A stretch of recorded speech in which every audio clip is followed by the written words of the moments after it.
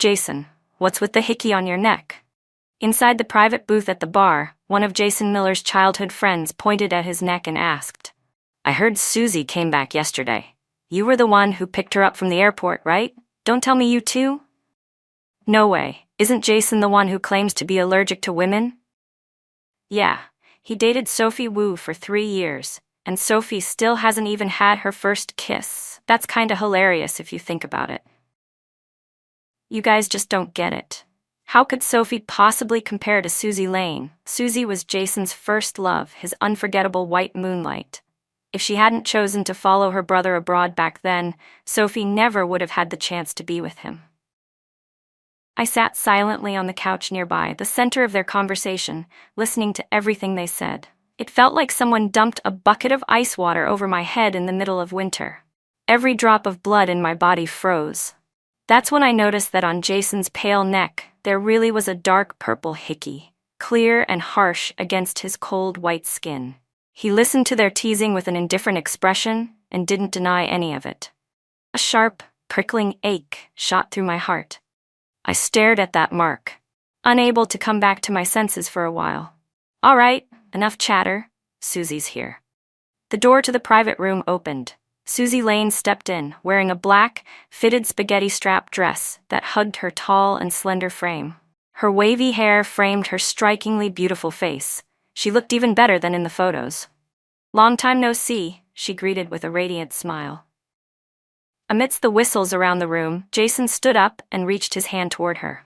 She naturally placed her hand in his, and with that flow, sat right down beside him. Compared to me, she looked far more like Jason's official girlfriend. You're more beautiful than ever, Susie. Did you come back to patch things up with Jason this time? She laughed. Don't be ridiculous. I heard Jason already has a girlfriend here. Don't even bring that up.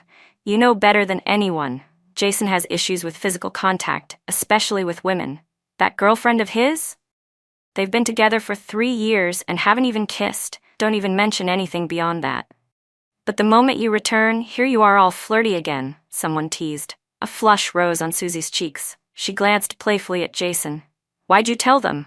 Jason smiled faintly. I didn't say anything. Wait, is that true? Susie looked half amused, half surprised. You two really? Jason didn't respond. His eyes swept over to me with a distant, indifferent gaze.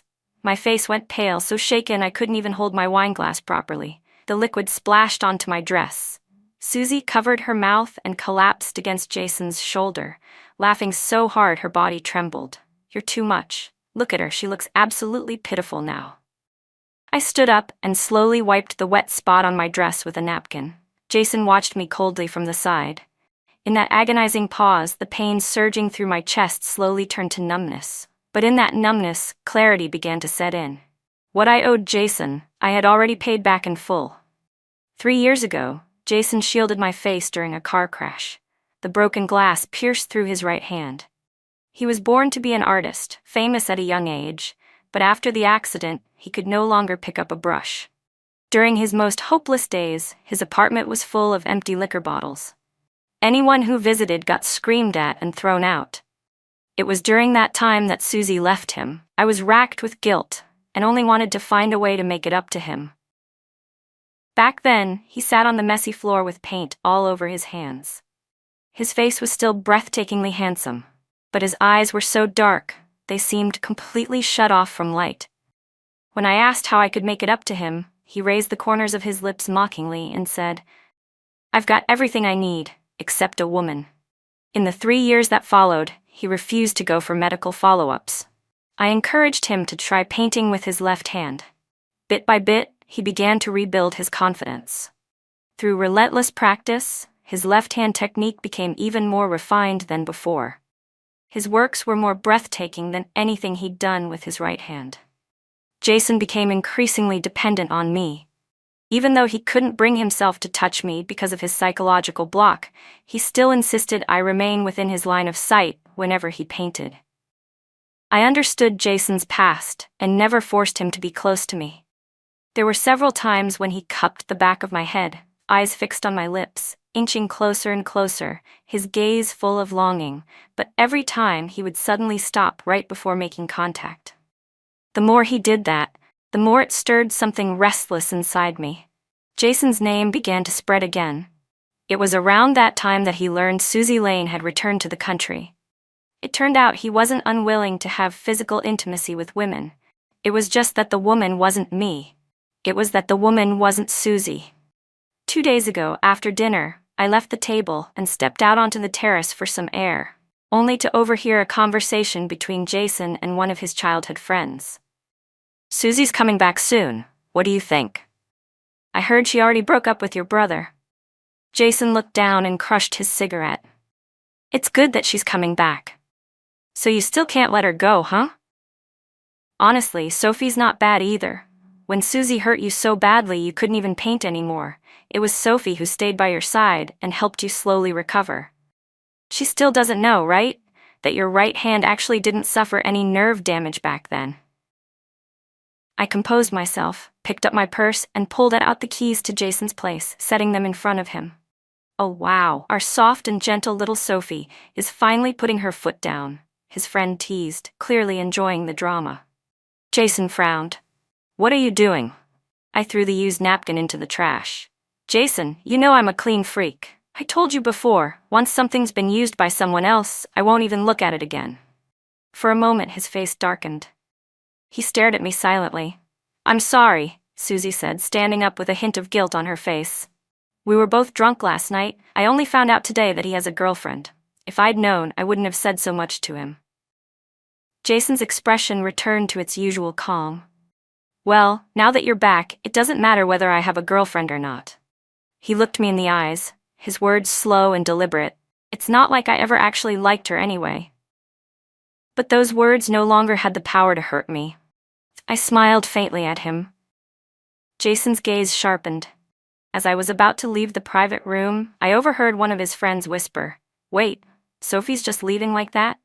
She used to be infamous for being clingy. Nothing could get her to let go. I think she just realized she'll never win against Susie." Someone replied. "She's finally backing off." It wasn't until I stepped into the elevator that I finally exhaled deeply. I had poured all my love into the past 3 years, but in the end, it brought me nothing but heartache. A faint sound of breathing drifted into my ears, snapping me out of my thoughts. That's when I noticed the man in the elevator with me, Shane Kingston. His face was flushed, forehead beaded with sweat. One hand was braced against the elevator wall, his breathing heavy and uneven. He clearly wasn't feeling well. Instinctively, I wanted to step forward and help him, but something about his condition gave me pause. Something felt off. "What's wrong with him?" I wondered. He didn't seem sick in the usual way. Shane glanced at me. "Do me a favor, help me get to the parking garage." I hesitated, struggling internally for a second, but seeing how tightly his brows were furrowed and how uncomfortable he looked, I nodded. "Okay." I slowly stepped over and let him rest his arm across my shoulders. When the elevator reached the basement level, I helped him outside. His skin was burning hot, even his breath felt scalding. "Where's your car parked?" I asked. He muttered the location softly, his humid breath brushing against the side of my neck and shoulder, making me squirm with discomfort. I just wanted to get him into his car and leave quickly. Just then, Jason and his group stepped out of the elevator behind us. On instinct, I pulled Shane behind a structural column to hide. Shane's body was unexpectedly limp. He let out a low groan and collapsed weakly against me. "Wait a second, Jason. Look over there. Isn't that Shane Kingston from the Kingston family? And it looks like he's on top of a woman?" "No way. Seriously? That desperate? Hooking up right in the parking lot? Should we go take a look?" My entire body tensed up. It wasn't that I still cared what Jason thought, honestly, I didn't. It was just that the situation had become unbelievably awkward. And Shane Kingston, clearly not satisfied with the chaos, leaned down toward my ear, his breath scalding hot. "What do you think Jason would do if he saw this?" I shot him a fierce glare. His fingers had already slid to my waist, creeping slowly upward. "He normally won't even let other guys brush against your sleeve. If he saw me touching you like this, he'd probably lose it." Footsteps were approaching. I panicked and quickly pushed his hand away, my scalp tingling from the nerves. Shane's eyes shimmered with a faint glint. "He looked pretty heartbroken back there in the elevator. I'm guessing you and Jason broke up?" I whispered. So what if we did? But he suddenly laughed, his eyes lit with a fiery, watery glow. Just then, Jason's cold voice cut through the tension. Forget it. Susie and I have something to deal with. Let's go. Once they left, Shane finally let go of me. I stepped back a few paces to steady myself, irritated. You look perfectly fine to me. Didn't seem like you needed help at all. I was drugged. Drugged? A businesswoman from Hong Kong? She got pissed after I turned her down a few times and slipped something into my drink. He let out a slow breath, his gaze calm but amused. Relax. I'm not like Jason. Even drugged, I can still control myself. I gritted my teeth. Then what was all that just now? Leaning so close, I slipped up for a second, he said, not the least bit apologetic. I glared at him. But what really stunned me was what he said earlier. So, you already knew about Jason and Susie, meaning I was the last one to find out. Someone I know told me earlier tonight they saw the two of them checking into a hotel. He watched me carefully. With your personality, I figured you wouldn't just let that slide. I lowered my head. It took me a while to finally speak. 3 years.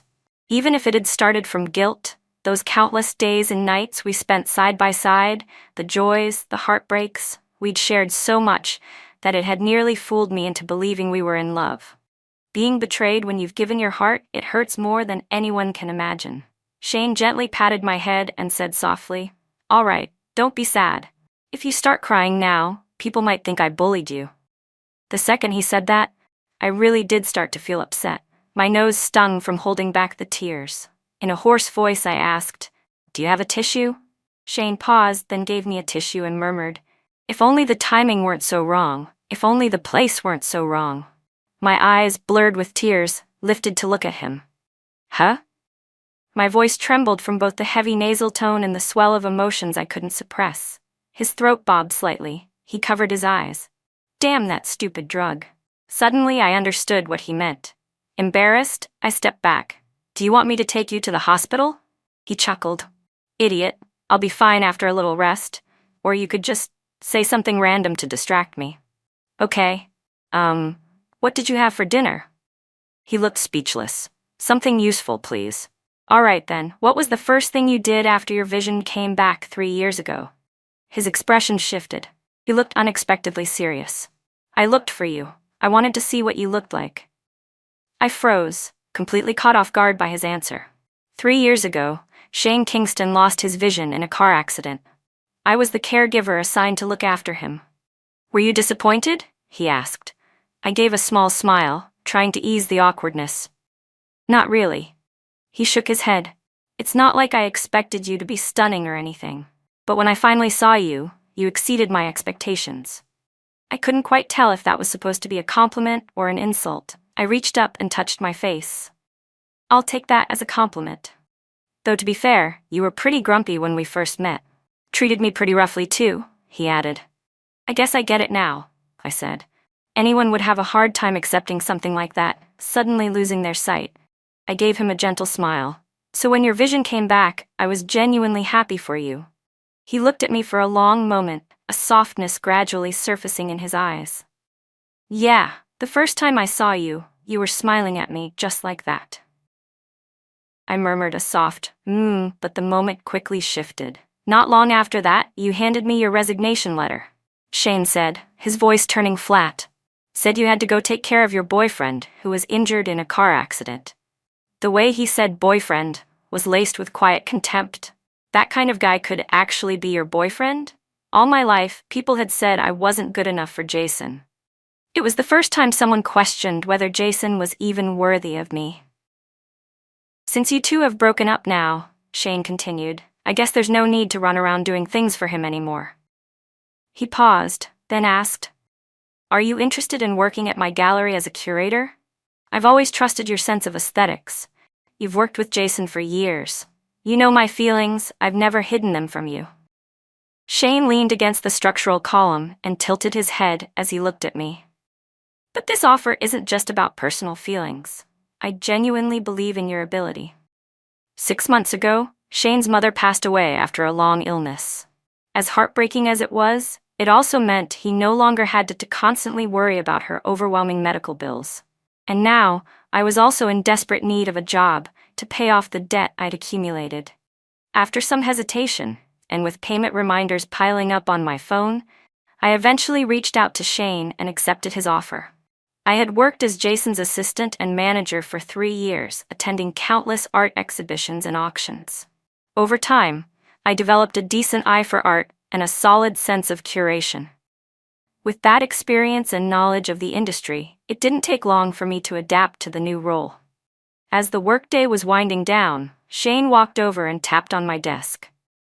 "Well, I've helped you out quite a bit, haven't I? How about buying me dinner?" To be fair, this wasn't the first time Shane had helped me. A year ago, my mom was diagnosed with a critical brain tumor. The tumor was large and located deep in her brain, making the surgery extremely high risk. There were only a handful of doctors in the country capable of operating on it, and they were nearly impossible to book. I was overwhelmed with panic, and it was Shane who helped me contact the right doctor. From pre-op prep to the post-op recovery, he handled every detail.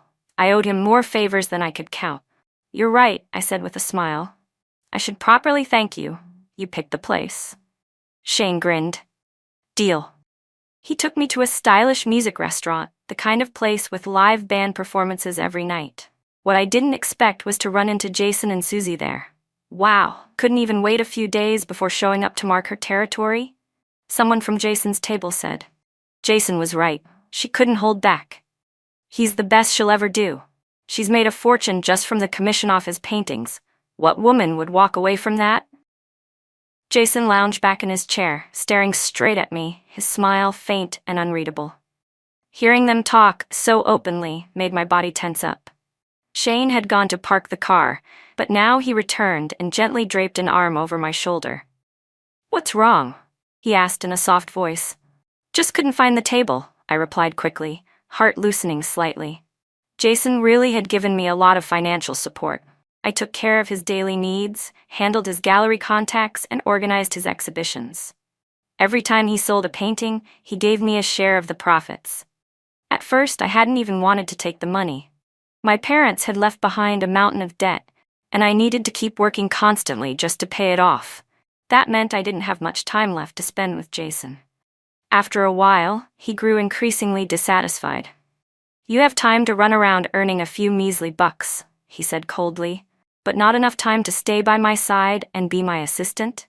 I've told you, I can't paint when you're not around, and the money I give you is way more than you'd make tutoring outside." Over the course of 3 years, the crushing debt on my back eased considerably. I was grateful to him. But maybe in Jason's heart, he thought I only ever helped him pick up the brush again because of the money. The waiter led us to our table, and Shane pulled out my chair like a true gentleman. Unfortunately, our table happened to be right next to theirs. Just as the server placed our menus down and turned to leave, I saw Susie pick up the wine glass in front of Jason and take a sip. He smiled at her, probably saying something like, "The wine's good." Jason had severe OCD. He hated anyone touching his personal belongings. He would never, under any circumstance, share utensils with someone else. Susie was the only exception. She was the only one allowed to touch his things, the only one he'd ever share a glass with. I suddenly remembered the time I accidentally drank from his cup. His face turned cold in an instant. I panicked and apologized, but he simply threw the glass away, even though it had once been his favorite. But now Susie did the same thing, and he didn't mind at all. Instead, he looked at her indulgently, not a trace of rejection in his expression. Everyone knew Susie was Jason's muse. All of his pre-20 works were inspired by her. Every painting whispered his longing and love for her. Before, my understanding of Susie had only ever come from imagination. But now, seeing it for myself, I truly understood just how special she was to him. Shane's voice pulled me out of my thoughts. "Do you want a drink tonight?" I blinked, caught off guard. I was a lightweight, the kind who got drunk after just one glass. Worse, I tended to lose control when I was drunk. Unless I was with someone I trusted completely, I rarely touched alcohol. "It's my birthday today," Shane said. "Oh, really?" I smiled apologetically. "Sorry, I didn't know." I glanced around. "Is it just the two of us?" In past years, Shane's birthday parties were extravagant affairs. But now, he just smiled faintly. "Didn't feel like dealing with anyone else. I just wanted to spend it with you." My heart skipped a beat. It was rare for anyone to treat me with such straightforward tenderness. I didn't know how to respond, so I lowered my head and awkwardly murmured, "Okay." As the live band began to sing softly in the background, I unknowingly finished my first glass. Shane gently refilled it for me. I quickly waved him off. "I'm a terrible drinker. Really, I can't handle more. It's fruit wine, very low alcohol content," he said. "You're still feeling okay, right?" To be honest, other than feeling a bit warm, my head wasn't spinning. Remembering that it was his birthday, I nodded and didn't refuse him again. Suddenly, there was a loud clash of silverware and plates beside me. The abrupt noise startled me, and I turned to look, right into Jason's angry gaze. "Don't mind him," Shane said calmly, switching his own plate of steak with mine. "I heard this Wagyu is flown in from Australia. It's supposed to be incredibly tender. Try it." "Oh, okay." I pulled myself together and speared a piece of beef, popping it into my mouth. It was so delicious I couldn't help but smile at him. He reached out and ruffled my hair, smiling back. "Glad you like it." Maybe it really was the low alcohol content, because even after 2 glasses, I still felt surprisingly clear-headed, just a bit flushed and dizzy. My heart, on the other hand, was pounding wildly. When I looked at Shane, I noticed my eyes had started to soften, the world around me blurring just a little.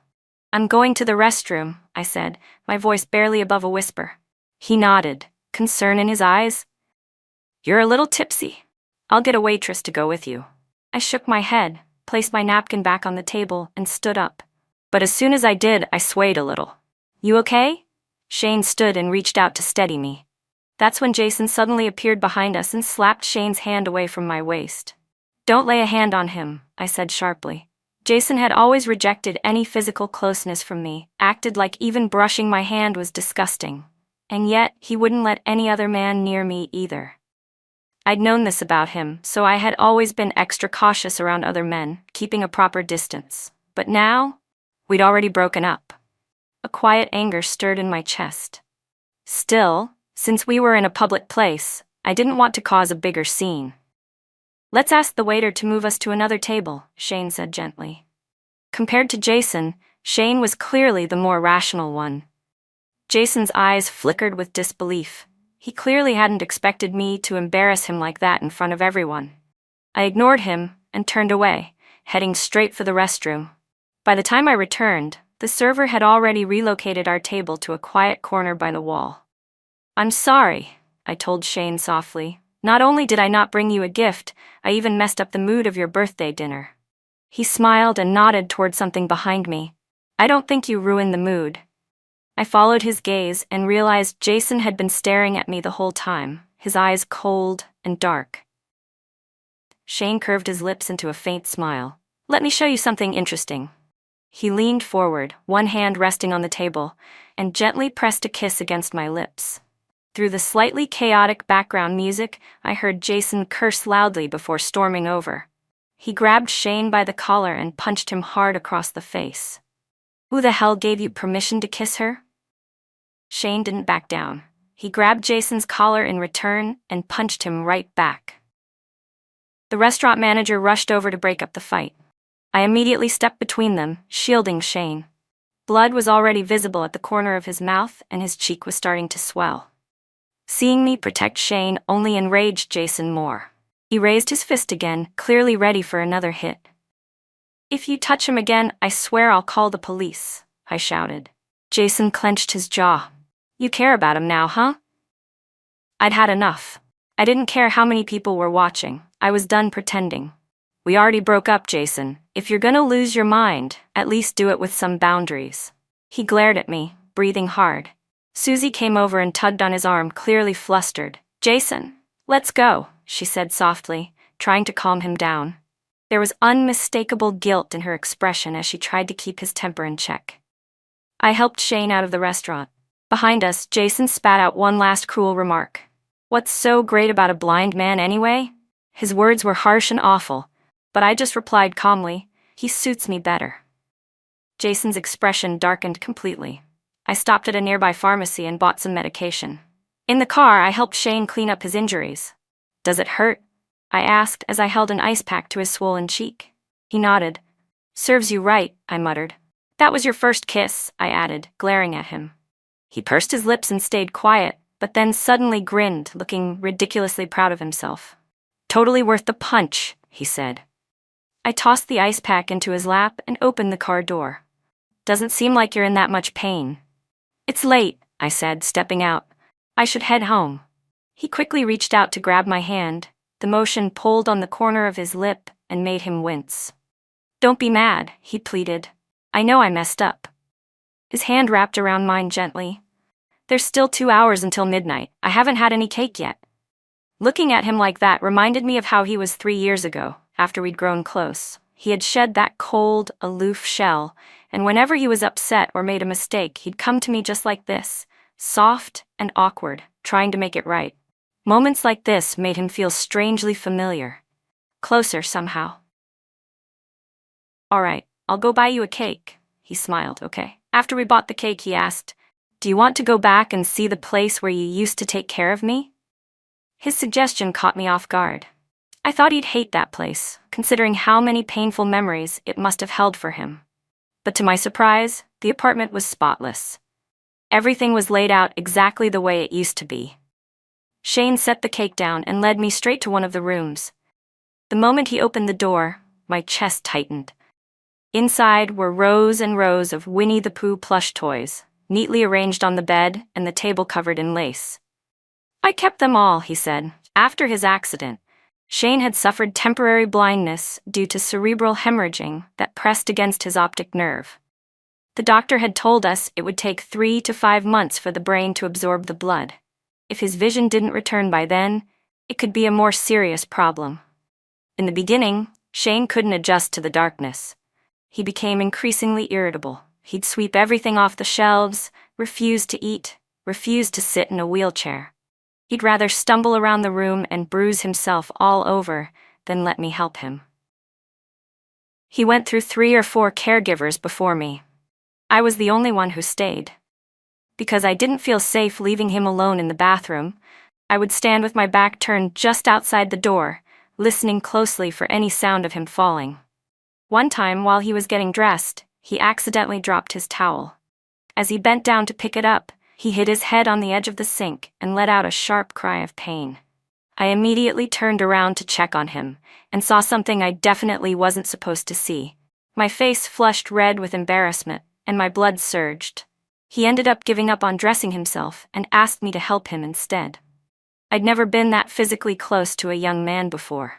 Completely flustered, I blushed furiously as I helped him put his pants on. What are you shaking for? He snapped. Never seen a guy before. At that point, I'd already grown used to his sarcastic jabs. I didn't take it personally, especially not when I was getting paid. Besides, he actually had a really nice body. Over time, I noticed he kept a Winnie the Pooh plush toy on his nightstand. He treated it with great care and wouldn't let anyone else touch it. For someone with such a bad temper, it was surprisingly childlike. One day, I asked him about it without thinking. I assumed he'd respond with his usual disdain and tell me to mind my own business, but instead, he went quiet for a moment and told me about his past. When I was 8, he said, my mom gave me that toy and told me she'd recorded her voice inside. She said whenever I missed her, I could press the button and she'd come back soon. But after the toy broke and stopped playing her voice, she never came back. It wasn't until much later that he found out she'd had a heart condition. She left to get surgery, but the operation failed. Do you know why I kept you and no one else? He asked me once. I blinked. Why? A faint smile tugged at the corner of his mouth. Because your voice reminded me of hers.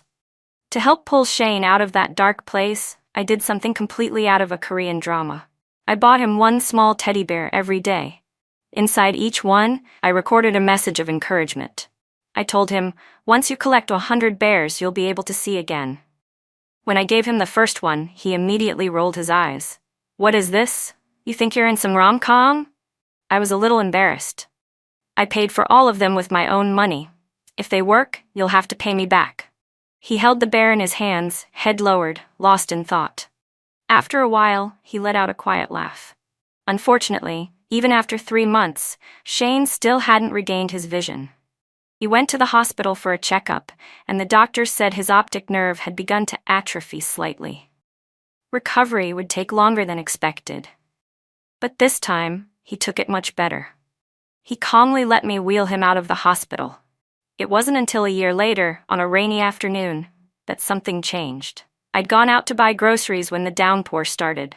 Worried about leaving Shane home alone, I tried to rush back, but, for the longest time, no ride-sharing app would accept my request. After finally managing to hail a cab, I climbed in, only to realize someone was already inside. And that someone was Jason.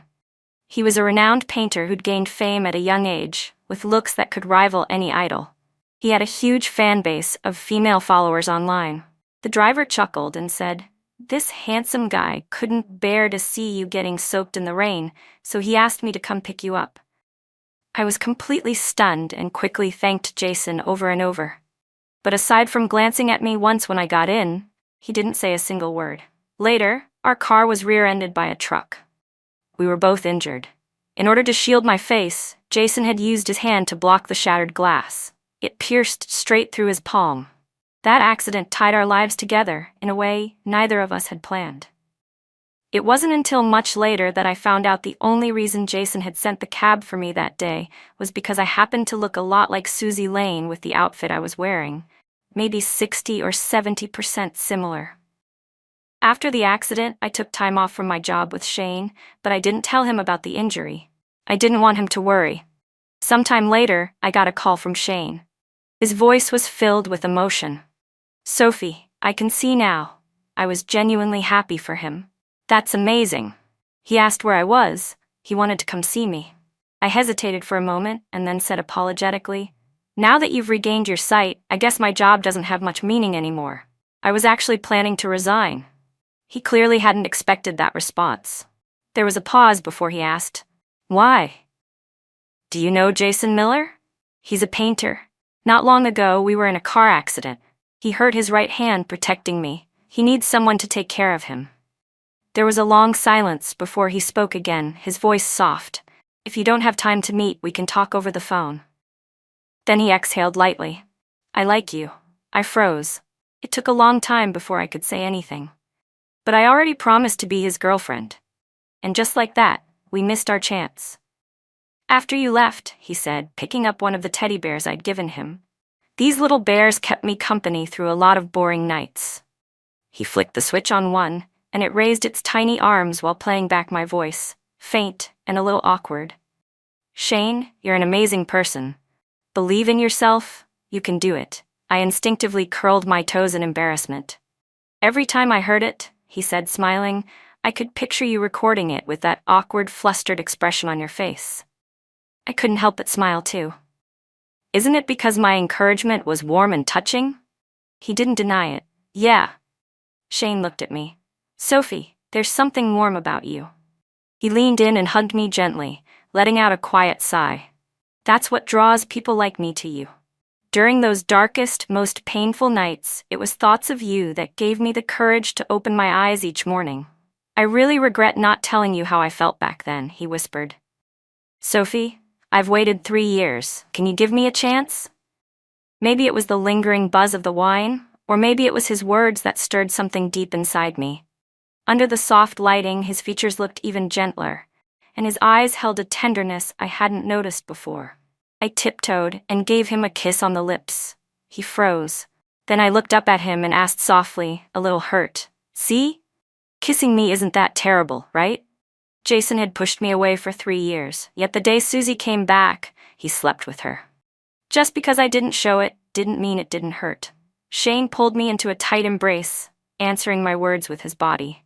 His kiss was eager and slightly clumsy, like he was more overwhelmed than I was. Once he approved the theme of the exhibition, I dove into planning. I confirmed the venue, handled lighting and layout design. When I heard that a renowned Japanese artist was visiting the country, I worked tirelessly to contact his team. The artist had never granted authorization for his work in China before. Hoping to secure an exclusive, I flew to his city myself. I poured all my sincerity into the meeting, from my deep understanding of his art to my admiration for him as a person, to how his pieces aligned perfectly with our theme. He told me he would seriously consider it and get back to us. I couldn't tell whether it was a gentle rejection or if he truly meant it. Either way, I couldn't afford to rely on just one artist. While I traveled to other cities negotiating with painters, Jason sent me a painting. It was a portrait of Susie, one I had never seen before. Beautiful, pure, and translucent, her eyes seemed to carry the essence of a midsummer rain. The rain was cool, but soaked with summer's humidity and restless heat. Jason had no idea himself, but he named the painting Evening Dew. So this was how he saw Susie. His intentions were clear. He sent me the painting just to make a point. After all, in the 3 years we were together, he never painted me, not once. With Jason's reputation, his piece would no doubt elevate the status of my exhibition. I had no real reason to turn it down. But even though he knew I accepted it, he still called me, furious. His voice came through the phone, low and tight with repressed anger. "Are you that desperate for money?" I couldn't help but laugh, glancing at the painting off to the side. "Mr. Miller, you of all people should know, I've always needed money." I added, "I suppose I should thank you on behalf of the gallery for your contribution. It's a beautiful painting. Miss Lane looks absolutely radiant. I'm sure it'll sell for a price you'll be satisfied with." On the other end of the line, I heard his breathing grow heavier, more uneven. For a moment, I thought he had hung up. Then he said, "Fine. Then in exchange for using that painting, I want you to do something for me. That's fair, right?" "What is it?" I asked. "You'll know when we meet." He arranged to meet at his studio. It had been a long time since I'd stepped foot in that space, and it was far messier than I remembered. Jason sat in front of his easel, eyes bloodshot. All over the floor were torn and crumpled sheets of sketch paper, upturned paint palettes, and spilled paint. It was obvious he'd been creatively stuck lately. That surprised me. I had assumed that with Susie's return, he'd found his muse again and would be inspired. But apparently not. "What do you want me to do for you?" I asked. He didn't respond right away. His gaze passed through me like he was looking at something else entirely. I stepped forward. He finally spoke. "Just do what you used to do." It took me a second to understand. He wanted me to stay with him the way I used to sit silently in the same room while he painted. I hesitated for a few seconds, then crouched down to help clean up the chaos on the floor. In the past, when he painted, I always tried to be as quiet as possible, never disturbing him, just doing my own thing quietly beside him. Minute by minute, time slipped by. For a moment, it felt like I had traveled back to those 3 years when we were all each other had. Eventually, I wanted to look up and see how his painting was coming along, but Jason stopped me. "Turn around. Don't look." "Okay," he said quietly. "My birthday's in 3 days." "You promised you'd be with me." I had, once. But he'd never remembered mine. The last time, Susie had just returned, and as expected, he forgot it completely. Maybe he remembered that now, because after a long pause, he said, "Since you're here, I'll make it up to you with a gift." That evening, I realized Shane had been waiting for me at home.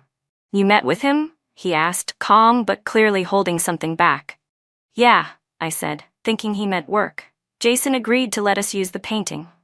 Shane went silent for a moment. "That's good." 3 days later, the preparations for the exhibition were finally wrapping up. We got an official reply from the Japanese master. He had agreed to license his artwork. I was over the moon and wanted to celebrate. I took extra time getting ready, even putting on a dress I rarely wore. The neckline dipped a little low, maybe too low. I hesitated, but I thought Shane would probably like it. I couldn't bring myself to take it off. When I opened the door and stood in front of Shane, I instinctively crossed my arms over my chest. A little self-conscious, a flicker of amazement passed through his eyes, and I felt secretly pleased. But then he gave me a quick once-over, his brows tightening slightly. I slowly lowered my hand, my ears burning. Feeling a bit nervous, I loosened my grip. His gaze fell on the neckline of my dress. He pressed his lips together. This wasn't the reaction I had expected. His expression darkened. "You're really planning to wear that? Is there something wrong with it?" His face grew even more serious. "Of course, there is." I glanced down at myself. Judging by his reaction, he must have thought I looked inappropriate or something. I suddenly felt deflated. "No man wants his girlfriend dressed like that to go meet someone else," Shane muttered. I wasn't planning to meet anyone else, I replied softly. Shane froze for a second. Aren't you going to Jason's birthday party? Ugh. So that's why he was upset. I'm not going to his party, I said, looking him in the eyes. The Japanese master agreed. He's even coming in person. Shane had once told me, if that master shows up himself, the exhibition is already half a success. I saw his expression shift. I'm really happy, I said, and grateful for everything you've done to help. That's why I made a reservation at a fine restaurant so I could treat you to a proper dinner. His ears turned a faint red. Oh, I misunderstood then. So will you come? I asked. His gaze slowly swept over me, then stopped. The room seemed to get warmer. Anyway, we should go, I said, flustered by the way he was looking at me. I turned to walk toward the door, but he reached out and stopped me. There's no need for a fancy restaurant, he said, his voice low and a little hoarse. Right now, I'm more interested in something else. For 3 years with Jason, even the brush of our fingertips had been considered too intimate.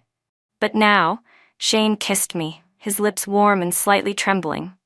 It was unfamiliar.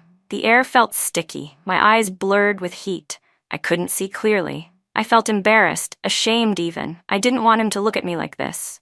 But my heart tightened. My phone buzzed again and again at my ear. I couldn't be bothered to check it. The calls kept coming, relentless. Finally, Shane picked up the phone, glanced at the screen for a second, and hit a button before tossing it aside. That didn't count, he said, his expression suddenly turning grim. I hugged him, my cheeks flushed red, and whispered, It's okay, Shane. It was my first time too.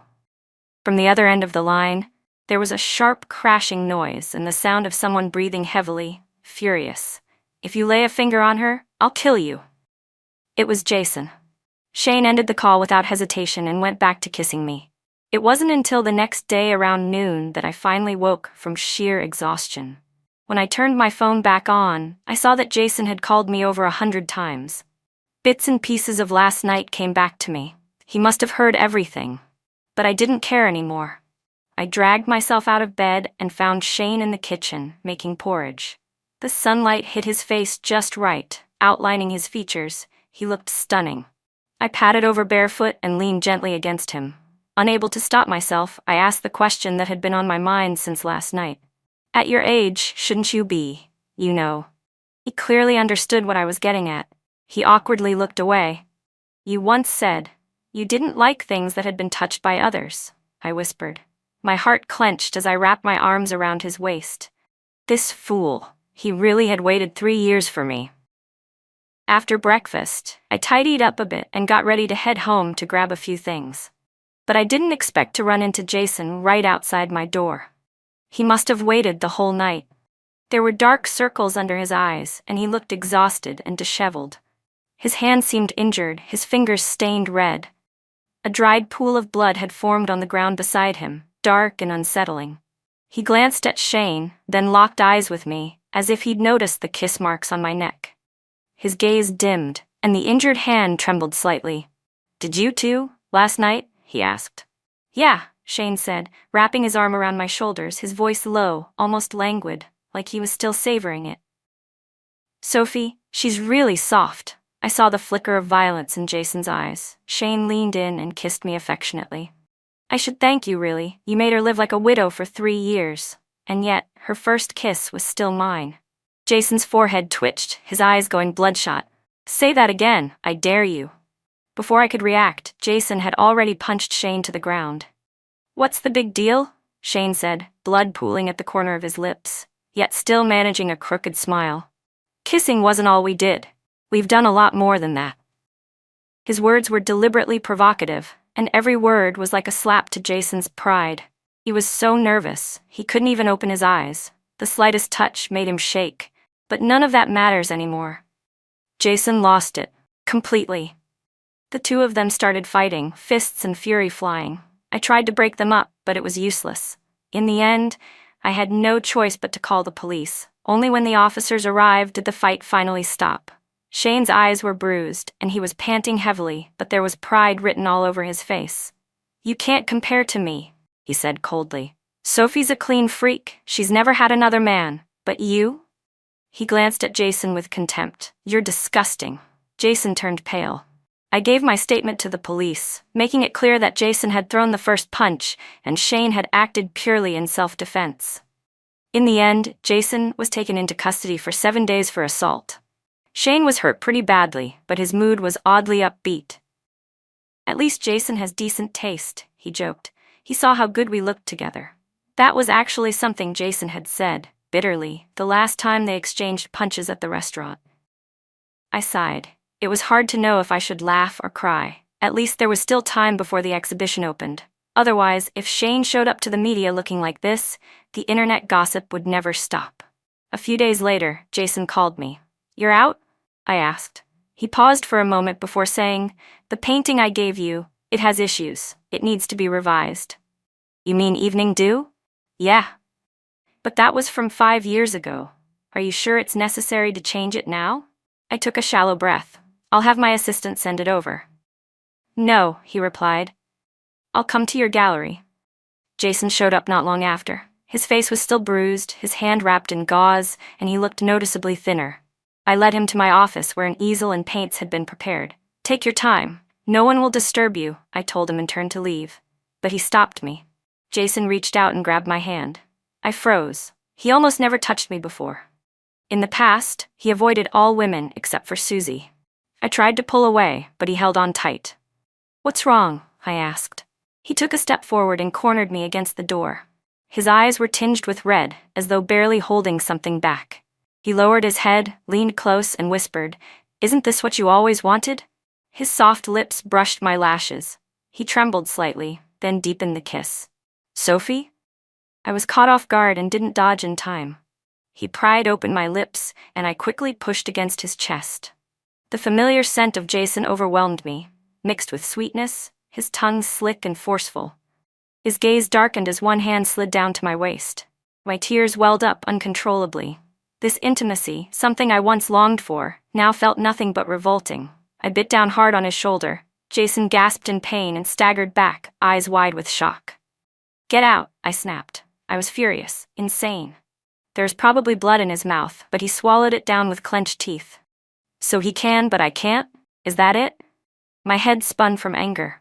He can do whatever he wants, but I can't? Jason's chest rose and fell violently before he slowly said, "What if I told you that nothing ever happened between me and Susie?" I looked into his eyes. "It doesn't matter. To me, you're already dirty." The exhibition opened on schedule. With the participation of the famous Japanese artist, the event attracted a huge number of people from the art world and the media. It went more smoothly than I'd expected. Jason came to the reception. People kept coming up to greet him, but he remained cold and unresponsive. Eventually, they all stopped trying and drifted away. He walked up to me. His eyes were unreadable, full of emotions I couldn't quite name. "Congratulations," he said.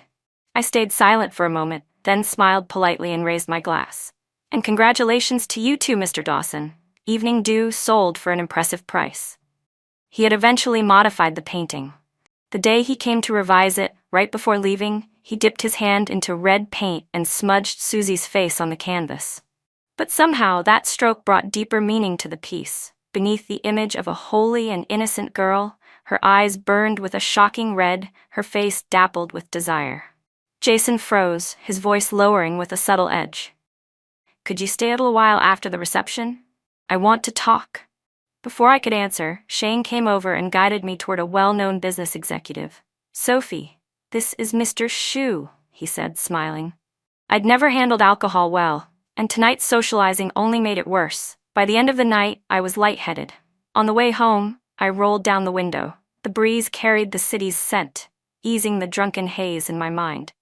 "Honestly," I said, my words slurring a bit, "I've been anxious all day. I kept worrying something would go wrong, that I'd mess up the whole event and disappoint you." "You did great," Shane said gently. "Better than I expected. You were the highlight of the entire event. From now on, more people will recognize your talent." My nose tingled, but I didn't want him to see I was getting emotional, so I forced a laugh. "Then am I finally going to be rich?" He laughed. "Definitely." I rested my head on his shoulder. "Thank you." At our wedding, I saw the painting Jason had called me over to see that day. Turns out, it was of me. In the painting, I wore a green dress and was bent over, patiently guiding him to draw with his left hand. His expression was peaceful, a soft smile on his lips, radiating trust and dependence toward me. Crumpled paper littered the floor, paint had been spilled everywhere. The bandage around his right hand was half unraveled, revealing an uninjured hand underneath. Morning light streamed in through the window, casting a glow on his determined left hand, gripping the brush. The title of the painting was Left Hand, and I realized then I had lost my left hand forever. That same day, Jason officially announced his retirement from the art world.